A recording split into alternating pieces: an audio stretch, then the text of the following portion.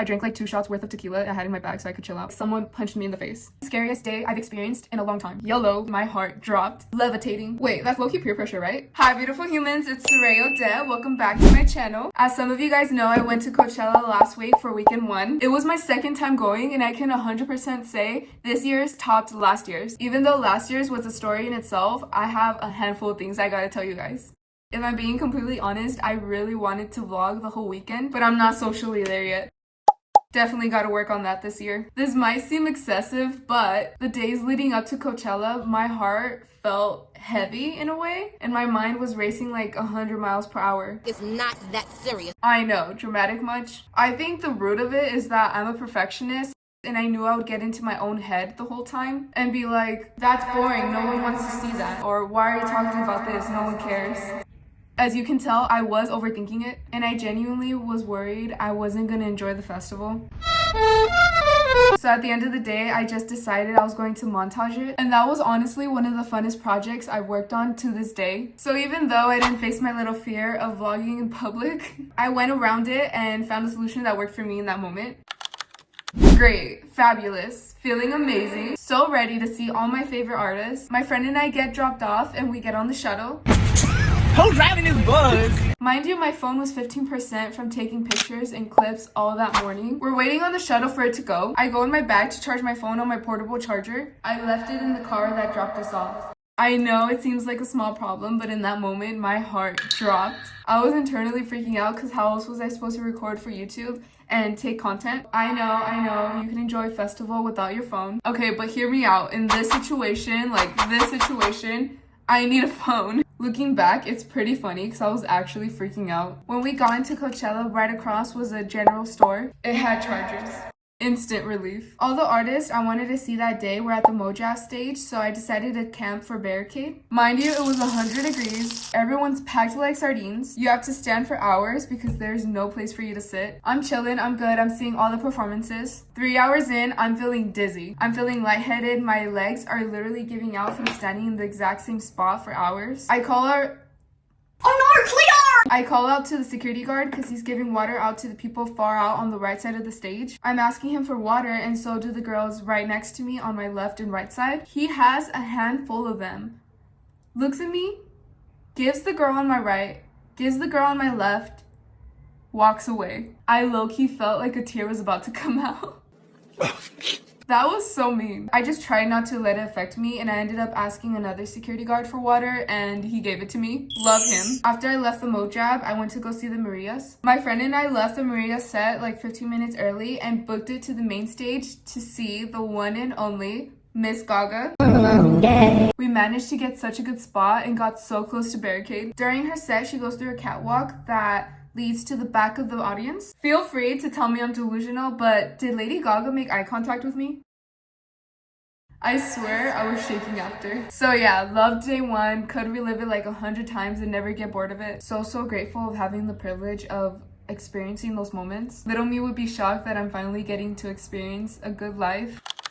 Woke up a little tired. Feet were definitely hurting from my boots the day before, but I just made myself a coffee, took a cold shower, and had a positive attitude, of course. And just like that, I was so ready to step right back into Coachella. I didn't forget my charger this time. Now, day 2 was probably the hypest and scariest day I've experienced in a long time. I might have cried a little bit, but we'll get into that. It started off pretty chill. We walked around, had some ice cream, saw some performances, until my friend and I decided to barricade for Charlie XCX. Her performance, 10 out of 10. The moment she brought out Troy, the moment she brought out Billy, the moment she brought out Lord. Levitating. Once her set ended, we decided to stay for Green Day 2. Amazing as well. They ended, and our original plan was to go all the way in the back for Travis Scott's set, because if I'm being completely honest, I was terrified of the fan base and scared that something horrible would happen. My friend begged for us to keep barricade for his performance, and even though I was internally freaking out, I said okay. Wait, that's low-key peer pressure, right? And to add on to the worry, the girl behind us said if you're waiting for Travis, please be careful and push back. Don't let the guys pushing through push your body onto the barricade because they can crush your ribs. Everything was fine until like 10 minutes until Travis was supposed to get on, and a bunch of people just started pushing my friend and I. And there was literally two guys next to us punching each other. One of them at one point had the other in a literal headlock. It was bad. I told my friend I'm literally freaking out and I don't feel good about this. She still didn't want to leave, so I just decided to suck it up. I drank like 2 shots worth of tequila I had in my bag so I could chill out. Tell me why Travis literally came on, he performed, and it was so chill. Literally like 90% of the people that were there were like, I mean, thank goodness, I was literally panicking for nothing.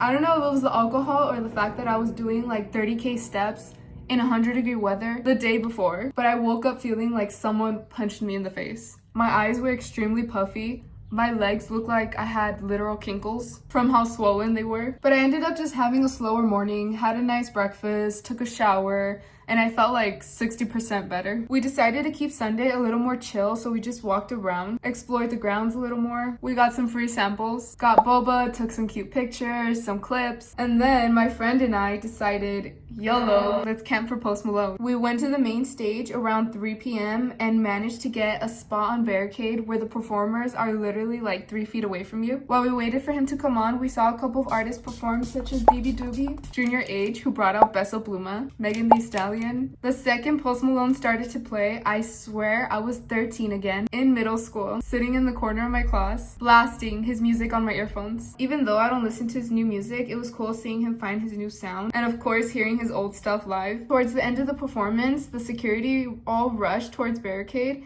and did this whole like formation thing. That was the second everybody knew he was about to pass right in front of us, and he did. I really want to know, does anyone else feel a wave of sadness after a music festival or a concert? I don't want to seem ungrateful, but like, is that an actual thing that people experience? Because I definitely do. Like some sort of withdrawal or something. Huh? The next day, on Monday, I felt so off. I don't know how to explain it. Low-key, like I lost a part of me, and I won't see her again until next April. Thank you so much for getting ready with me and hearing my little Coachella story times. You know the drill. If you're hot, go ahead and press the like button and subscribe. Remember, take care of yourself. You're the only one you have at the end of the day. Okay, bye!